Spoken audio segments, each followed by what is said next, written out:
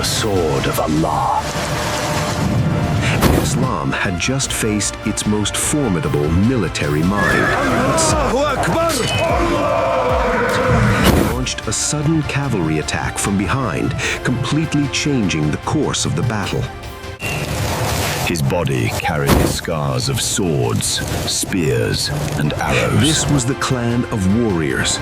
A small group of archers had left their position. 3,000 Muslims against an army of over 100,000. 3,000 against 100,000. From the gates of Mecca to the fields of Yamama, the sword of Allah led his forces through the dust of battle. There are warriors who are remembered for how they died. And then there is one who is remembered for how he lived. He fought in more than 100 battles. Not one, not two, more than 100.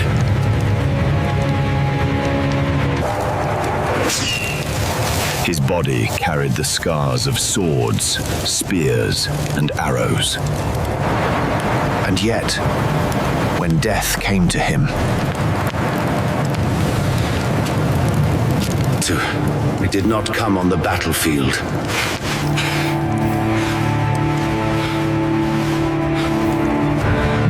He once said,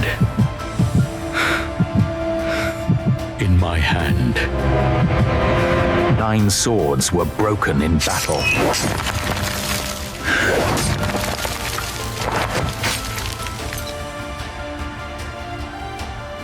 This is the story of Khalid bin Walid, the man whom the Prophet Muhammad said, Saifullah, the sword of Allah.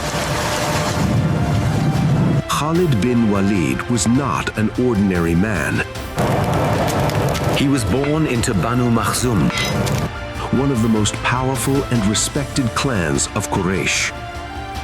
This was the clan of warriors, the generals, the military minds, the strategists of Mecca. From a young age, Khalid was trained for one purpose: war. Horse riding, sword fighting, battle formations. He did not just fight with strength, he fought with intelligence. Even before Islam, he was already known as a military genius. And history would soon witness that genius. At the Battle of Uhud, Khalid bin Walid was still an enemy of Islam. The Muslims had the upper hand. Victory seemed certain. But Khalid noticed something others did not.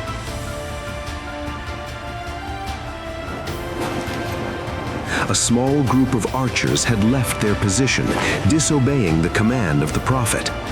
Khalid seized the moment. He launched a sudden cavalry attack from behind, completely changing the course of the battle. That single move turned near victory into a painful loss. This moment proved one thing beyond doubt. Khalid bin Walid was not just brave, he was dangerously strategic.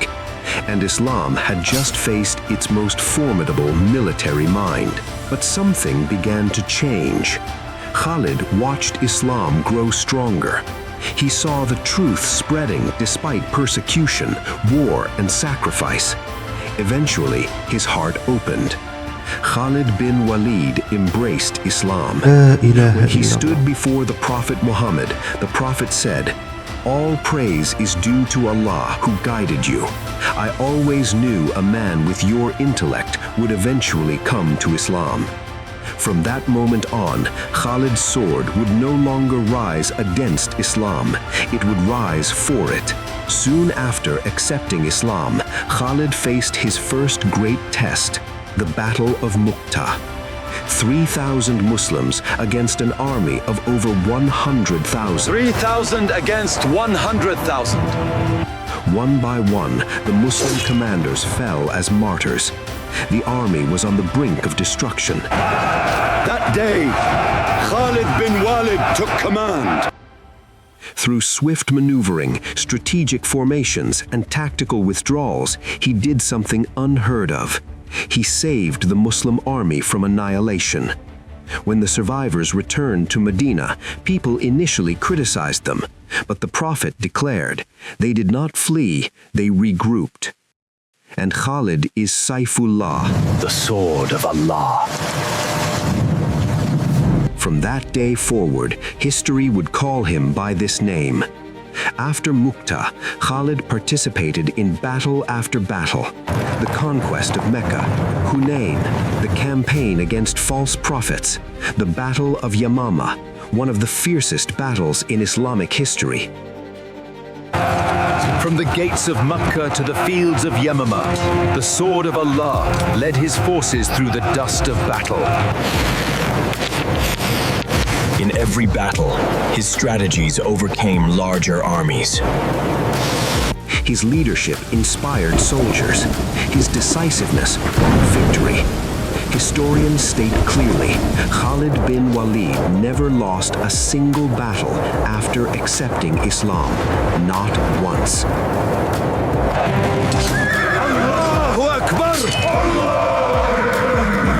This wasn't luck. This wasn't coincidence. This was divine support combined with exceptional skill.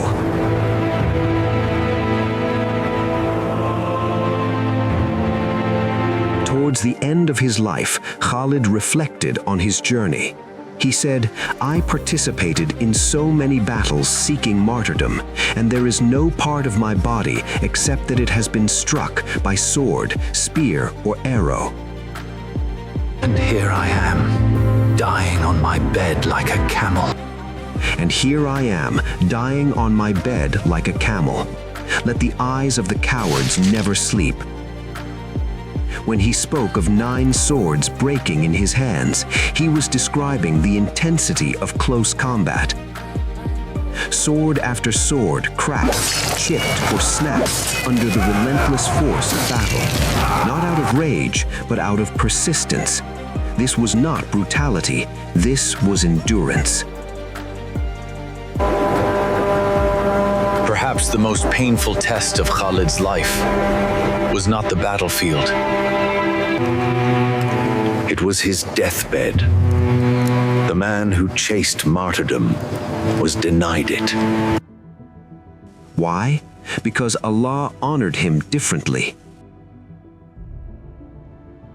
Some are honored by dying for Islam. Others are honored by living for it. Allah preserved Khalid so Islam could survive through him. Victory after victory, stability after chaos, that was his role.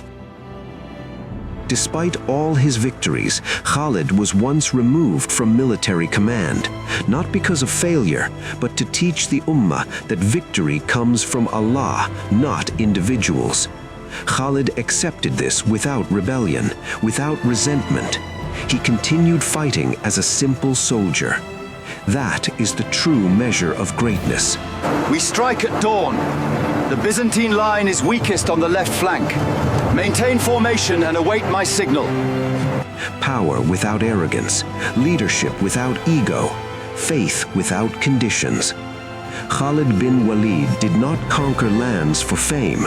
He conquered hearts through discipline, loyalty, and iman. He taught us that strength must be guided by faith.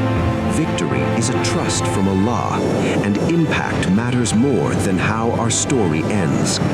He did not die on a battlefield, but history still hears the sound of swords breaking in his hands. This was Khalid bin Walid, the sword of Allah.